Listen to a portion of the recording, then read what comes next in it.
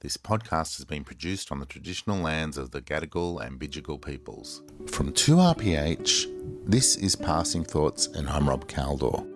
This is the podcast where we talk openly and honestly about death, dying and everything in between.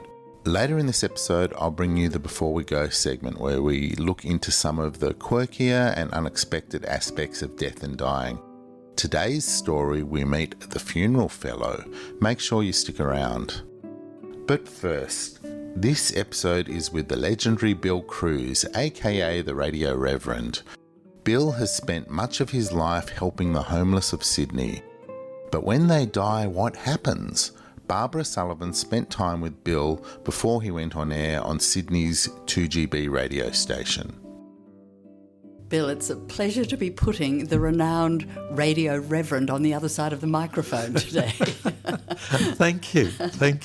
Now, through your chosen path of working with people who are destitute and disadvantaged and maybe drug addicted, you've frequently witnessed the indignities of dying.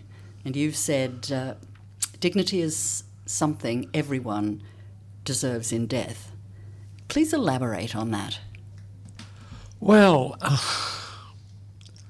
I've known people who have really helped me. Like the being with street people is a two-way thing because they'll sit with you and they'll, share. And like even today, I'll sit in the restaurant where we are in Ashfield and people come up and say, "How's your day, Bill?"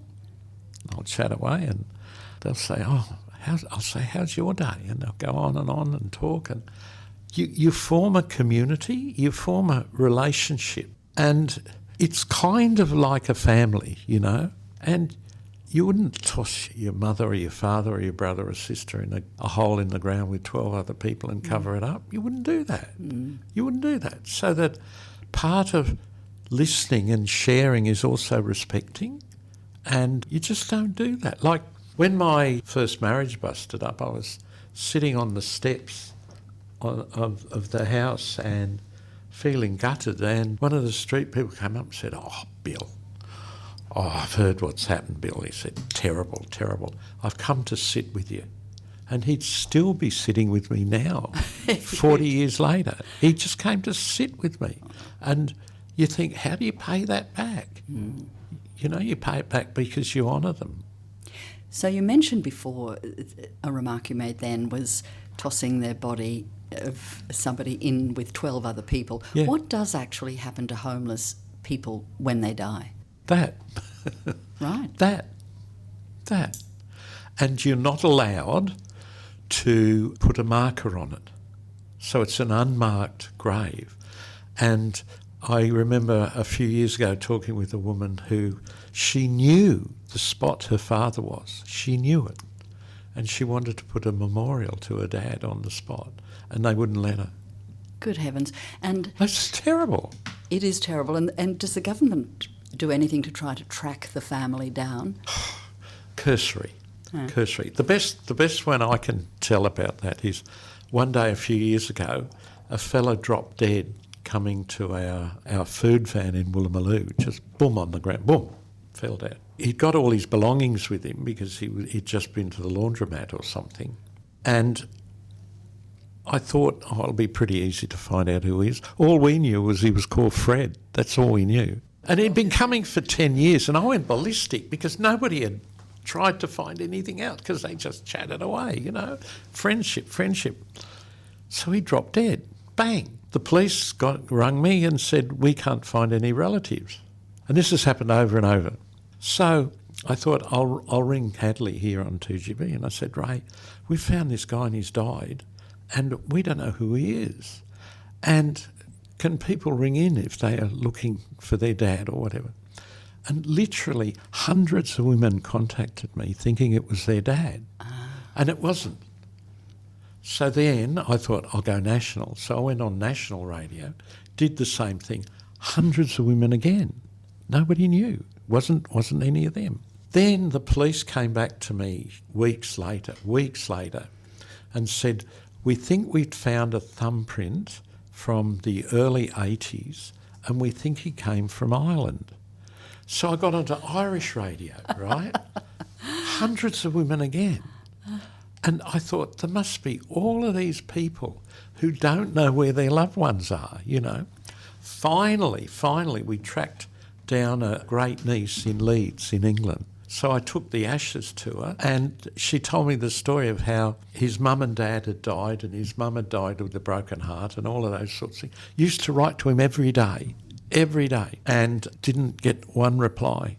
And it seemed what happened was he'd come to Australia, fell into some sort of relationship that went wrong, and he went a bit funny. But what really touched me was the hundreds of women, like literally hundreds, who were looking for their dad. And I thought, the world is full of this. So giving somebody a decent burial is part of honouring that. That's right, there's somebody out there Yes. that cares, even if you can't find them at the time. Even if you can't find them. And his mum used to write to him every day. And there was only an aunt left, one of his aunts. But she was so old, they were worried they weren't going to tell her. They were worried the shock would kill her. So what part does the Reverend Bill Cruz Foundation play in this scenario? When somebody like that dies, somebody we know dies, somebody in kind of our community or our ambit dies, we do all the funeral, we pay the funeral, we do the whole lot and give them a proper burial.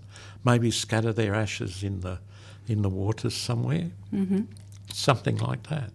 Like it's really quite amazing, because this has happened more than once, where a really beloved male member of our community has died, homeless and all of that, but really loved by everybody.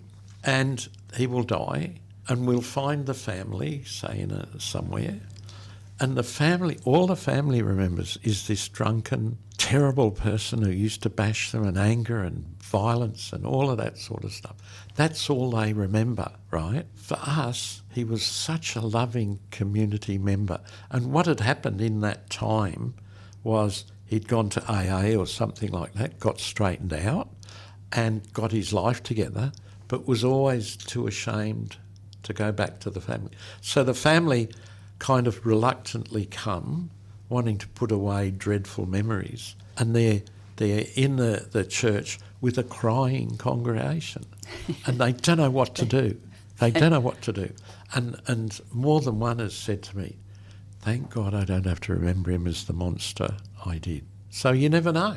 Do they all offer to pay at that point, or do you just say, look, this is covered? If they can. Of course, we're always we don't want to spend money needlessly, but usually because there's no money.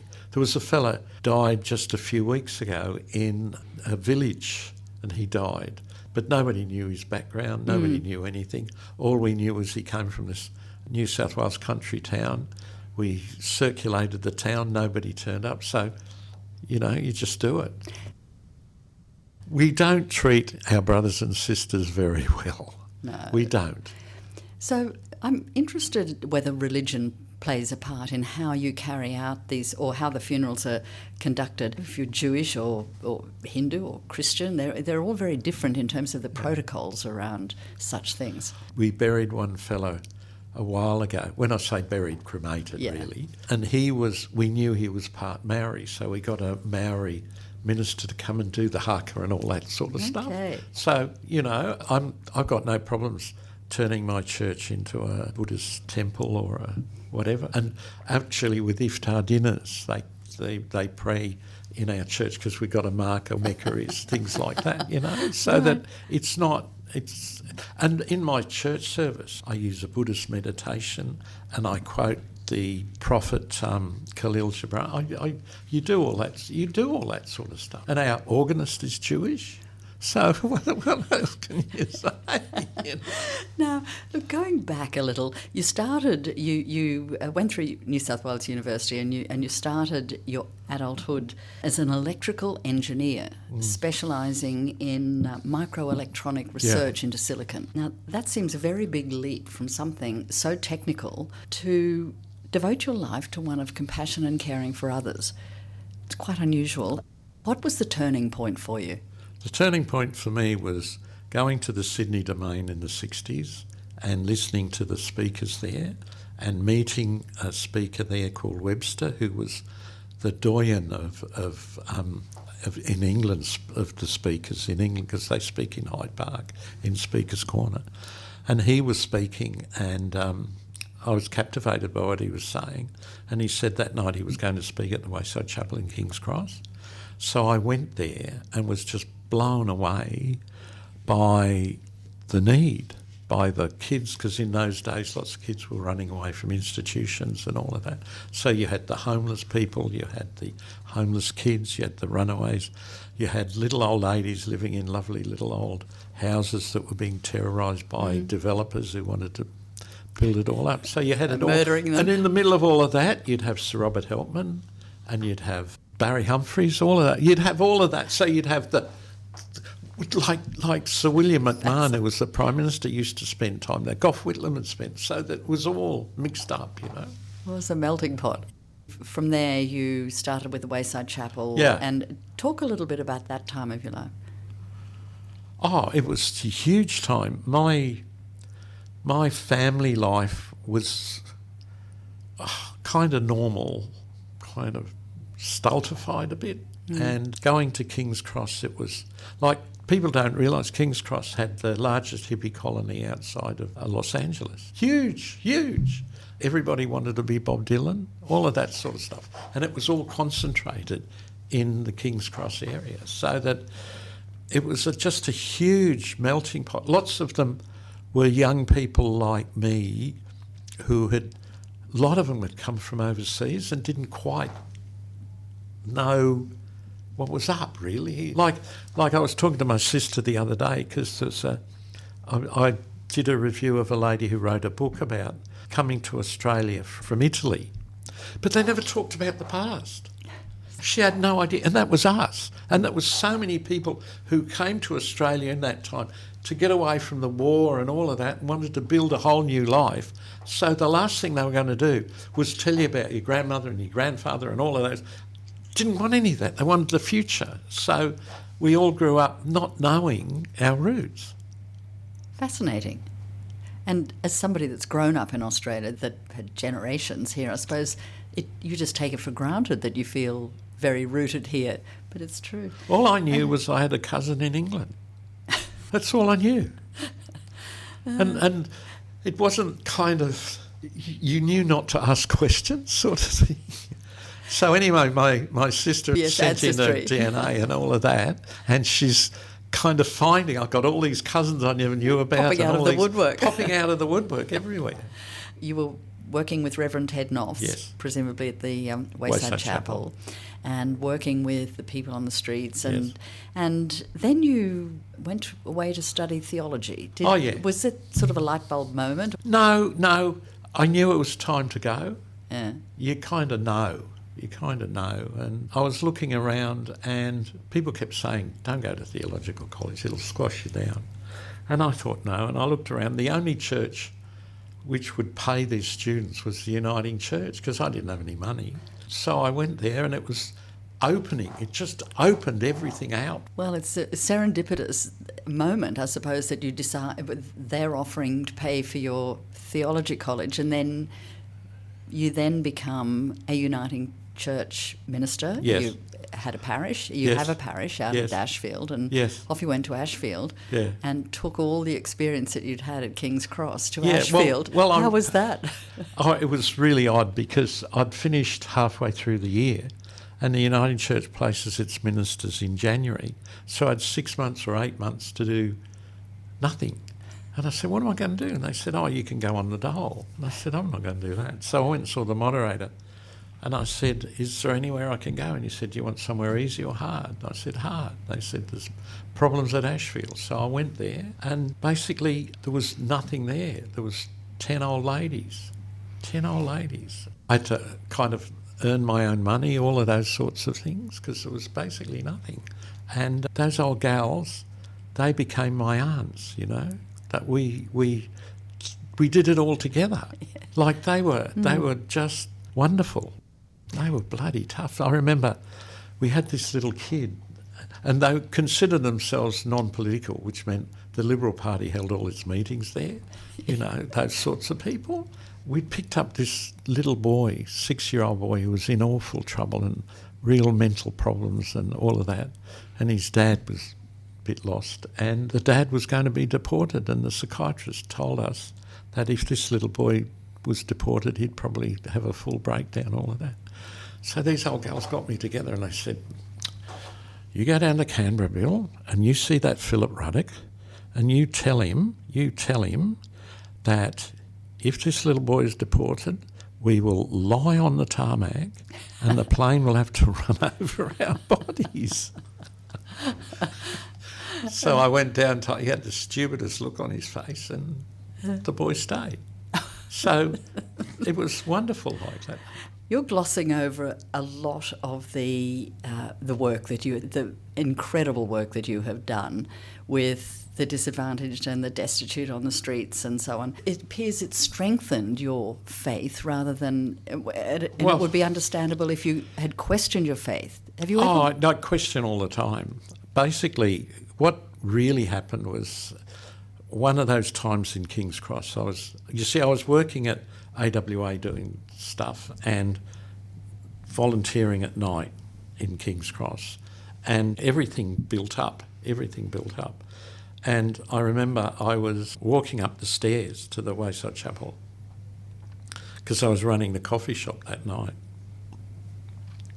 And I got to the landing and it was like time stood still, just and it must have been a millisecond, just a millisecond, but it seemed an eternity. And there was like a voice. There wasn't a voice, but there was a knowing. And it said, you've got to leave your job, you've got to come and work here, you've got to work with the poorest of the poor. The work will be long and hard and arduous, but you'll cope with that. You'll become well known, but don't worry about that. Oh, and by the way, your personal life won't be that happy. And it all happened. It all happened. Everything. And I knew it didn't come from within me because it would have said everything will be rosy, but it didn't. And the best piece of advice it gave me was when things hit the fan, that voice says, see, I told you so. So you keep going. Well, you've got the drive. Now, you've been confronted by death for most of your working life, and has it become easier for you the more you understand about the needs of people who are dying? No, it's incredibly painful. And what I've learned is the more you love people, the more you love someone, or the more the love is reciprocated between you and someone, the more painful it is. And the pain is a measure of the love. So they're incredibly mixed. The two people I miss most were two of the homeless people that I was closest to. Because often it's easier to be really close to homeless people than anybody else because they got nothing to lose by sharing all of themselves. So those ones, I miss them every day. So what would you like to change about the way death is handled for people who are homeless or destitute? What I'd like us to realise is we're all connected. Every one of us is connected. And there's a human connection. And we want to avoid that by making them something less than that. I remember there was a guy I broke into my office once and wanted to shoot everyone in King's Cross. And I said, you can't do that. He said, they're dogs. They're just dogs. They're just dogs. Mm. And once you think of people like that, you can do anything to them. Mm. And the people who I've met who are too loving to be treated like that. So it's painful. Yes. So here you are at 80 plus. Yeah. Going strongly and deeply involved with life and all your work. Are you starting to consider your own mortality? Oh, I do that every day. Oh. Do that every day. Think about it. Who was it? Thomas Aquinas said you should contemplate your death every day. Yeah. Do you believe in an afterlife? Probably. Probably. There are too many... Where did that voice for me come from? Where did it come from? It was within me and inside and outside of me at the same time. Where did it come from? Where did it come from? One of my closest friends is the Dalai Lama, and I go and talk with him a lot. I get the feeling he looks on reincarnation as the community of which he is the leader willing a new him, if you get what I mean. Yes. And the community finds it, whether it's him or not, there's him in it, Like when I went back to England to kind of discover some of my past, I went to see an aunt, a kind of aunt, who I'd never met and didn't really know much about. And she was coming to meet me from the station. And as I was getting off the train, she shouted out, "Billy, Billy, Billy."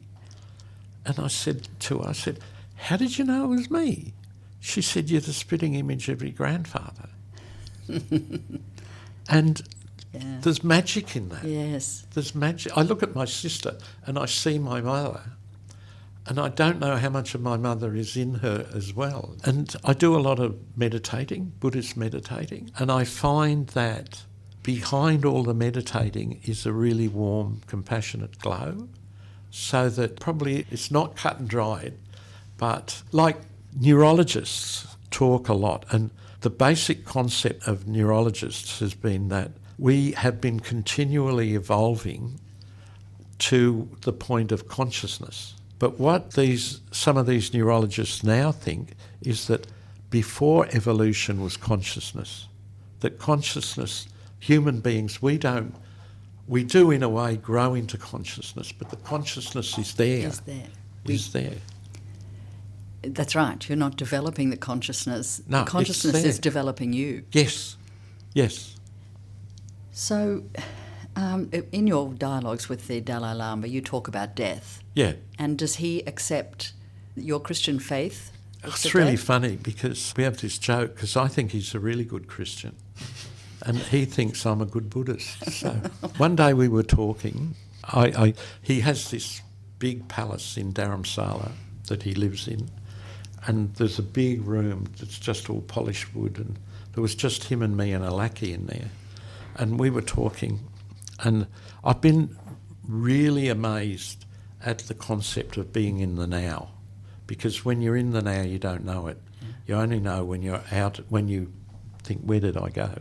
And often you find that when you're staring into somebody's eyes, it just vanishes and you become now, And so I was sitting there and we were just doing this. I said, look into my eyes, and I said, do you notice we both disappeared?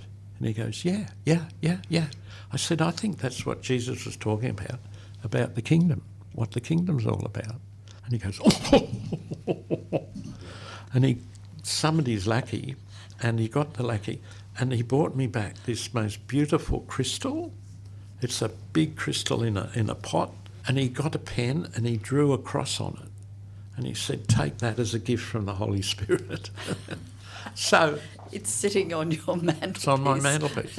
And it's probably the most precious thing I've got. Yeah. So, yeah, you there's nothing like stopping becoming up yourself by contemplating your death every day. Well, in your contemplations, do you think about what you still want to do in the remaining years you've got?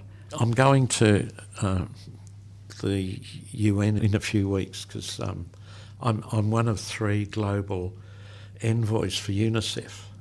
I'm trying to set up the organisation I've set up so that business as usual, which is feeding and doctoring and dentistry and all social work and all of that, just runs like an organisation. Mm.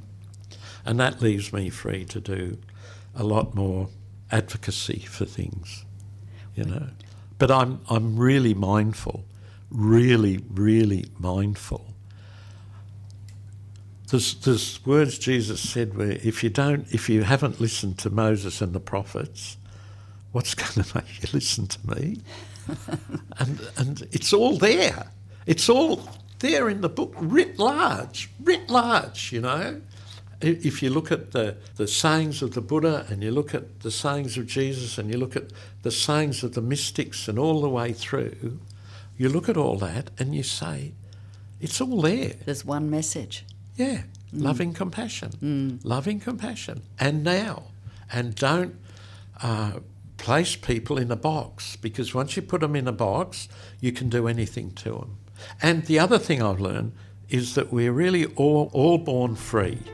We're born free, but there's always some bugger wants to take your freedom away, whether it's your father or your mother or your aunt or the community or the country or what. There's always some bugger wants to take your freedom away, and we have to protect that all the time. A big thank you to Bill Cruz for joining us on Passing Thoughts. I help produce Bill's radio show, and the amazing work he does for those less fortunate is truly inspiring. Links to the Bill Cruz Foundation can be found in the show notes. Thanks also to Barbara Sullivan, our contributor for this episode. Barbara throws her whole self into every episode, so thanks, Barbara. Before we go, I recently caught up with an old mate. I first met Patrick Wild when we were work colleagues at an internet startup around the turn of the century. Like many of us, Patrick has had a few career changes over the years, but recently I had noticed that Patrick had rebranded his LinkedIn profile to call himself the Funeral Fellow. I was intrigued. Patrick has always had the gift of the gab, and now he runs a small business working with bereaved families, managing their funeral memorial service. I was curious as to how it all works. I will get a phone call usually from a funeral director just seeing if I've got some availability. They'll get me through some details of the deceased and the family. I then make connection with the family and then try and arrange a time to meet with them, usually at their place, just to start putting this story together, meeting the people. I think it's important, just to look people in the eye and, they're struggling. My role is to provide the story and the service that is worthy of the person. We have a conversation. I'm looking for key words. I'm looking for principles that someone may have lived their life with, whether it's the soccer club they founded or whether they were a pilot. My belief is everyone's got a great story. One of the families I dealt with, the husband and wife met at Perisher in 1969 skiing. Now, I get blown away with the concept of Perisher in 1969 and just these free spirits. And, he signed up in the war and he was in Egypt for 6 months and he was here. These are mind-blowing stories to me. And that, and they also point of a grandfather or a father, a mother, a grandmother. There's all these people that have been influenced and through their life. And sometimes those things are forgotten, particularly if you've had people with long-term illnesses. We tend to forget the spirit and the vim and the vigour of people when they were younger. There's some anchors in my scripting, but then taking what I've gleaned from the family and then putting that into just a few minutes of just quiet reflection to set a bit of a scene, because I don't want to step on the toes of the eulogy or the visual tribute either. So it's important that that I'm not providing a ton of detail that's going to get covered again.